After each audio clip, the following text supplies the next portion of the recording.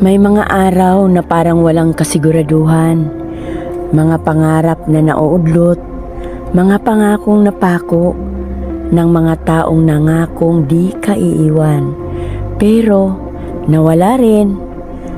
Pero kaibigan, may isa kang hindi dapat kalimutan.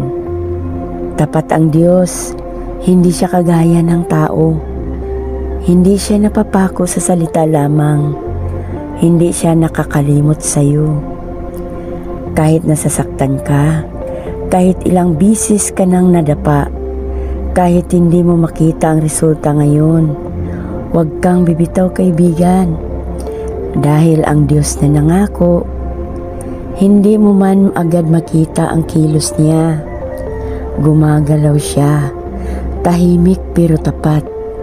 Sabi sa Bilang 23:19, ang Diyos ay hindi tao na nagsisinungaling. Kapag siya'y nangako, tiyak niya itong tutuparin.